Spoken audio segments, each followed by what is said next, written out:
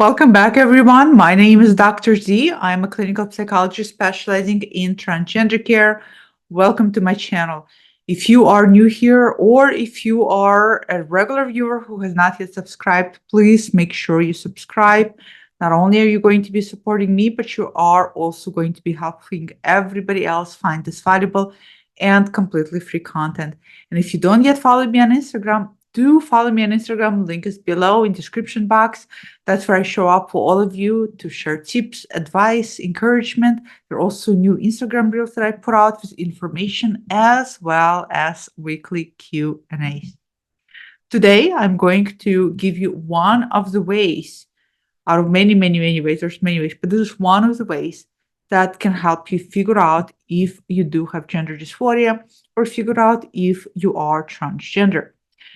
There are, like I said, many, many ways, and this is one of them that I find people struggle with again and again and again that tends to block them from figuring things out for themselves. What I will be talking about today can also help a lot of you who maybe already know who you are and you're down the road in gender transition. A lot of what I say is still going to be very applicable to you.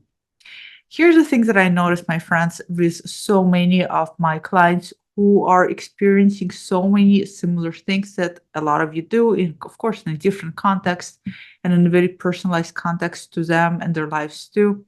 But one common thread that I do find is that so many of you spend so much time in your head thinking about everything that you find wrong with yourself. So much time. It's almost as if you have already convicted your identity, you have already convicted your sense of self as being guilty of crime. And now, inside of your head space, you are now at a trial and you're working extra hard to collect evidence to prove to yourself just how bad you are, just how many things are wrong with you, just how messed up you are, whatever it is you're thinking about yourself in this critical context. And you spend a lot of time fixating and becoming very hyper focused on all of the things you perceive wrong with you. Why am I questioning my gender? What is wrong with me? Why do I think I might be transgender? Why do I feel this way? This is not normal. Why do I want to feminize? This is so not okay. Why do I want to masculinize? What's wrong with me? Why do I look at other people in their gender identities and why do I envy that so much? Why can't I stop thinking about it? Why do I wake up and go to sleep feeling this way? Why, when I do this, it makes me feel great? It shouldn't make me feel great. This is so messed up. You spend a lot of time thinking about all of the things you perceive as wrong. A lot of time.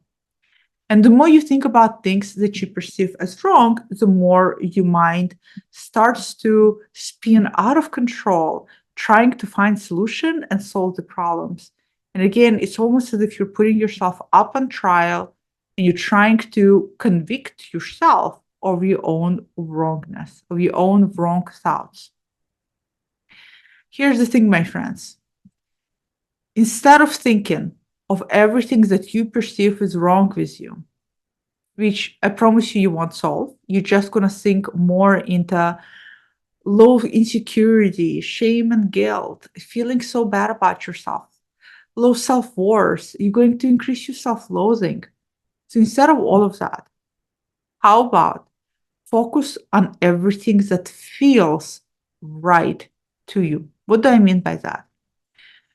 When was the last time any of you who are questioning your gender identity or if you have gender dysphoria actually looked at yourself in front of a mirror? Really looked at yourself?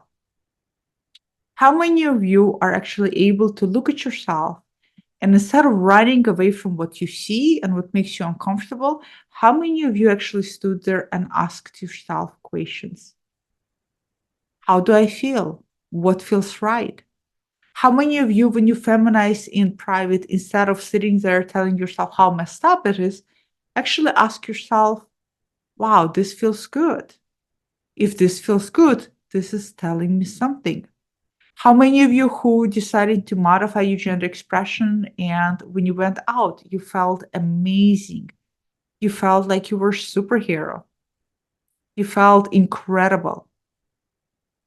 How many of you actually pause and ask yourself, wow, why does this feel so good? Why does this feel right? How many of you take steps into exploring and do gender bending activities and pay attention to what feels good? What brings you joy? What makes you happy? What eases off your tension? When you're at work and you're bombarded by gender dysphoric thoughts, and you get on your phone and you start scrolling, and you start looking at all other individuals, especially if you're starting to look at the gender identities that you are coveting, that you really badly identify with deep down inside, how many of you, instead of looking at those individuals, tell yourself, see, you're sick, there's something wrong with you, why are you looking at this? Why are you looking at people of opposite gender? How many of you actually tell yourselves, this is interesting? I'm noticing that this is how I would like to show up. I'm noticing that this is how I would like to live my life. When you start paying attention to what feels good, to what feels right, you start noticing things. A pattern starts to emerge. And then you start taking small steps towards the direction. And before you know it, you are on your way to embracing who you are. We do this with everything else in our life, don't we? We do that with food. We taste something, and I make on this channel always example of wasabi because I cannot stand wasabi. If it touches my sushi, Dr. C has a tantrum. So the same thing, right? I don't taste wasabi and keep eating it all the while telling myself, what's wrong with me? Why am I feeling this way? Why am I feeling like I want to throw up? Why do I feel like it's so disgusting inside of my mouth all the while eating wasabi? We don't do that, right? What do we do when we taste something that we don't like? We say, ooh, never again.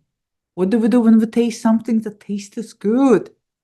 Say, wow, this is interesting. I love this. I never thought I would love kiwi, but you know what? Guess what? I love kiwi. So next time I'm in a supermarket, I make sure I buy kiwi. Basically, I haven't seen kiwis in the supermarket lately.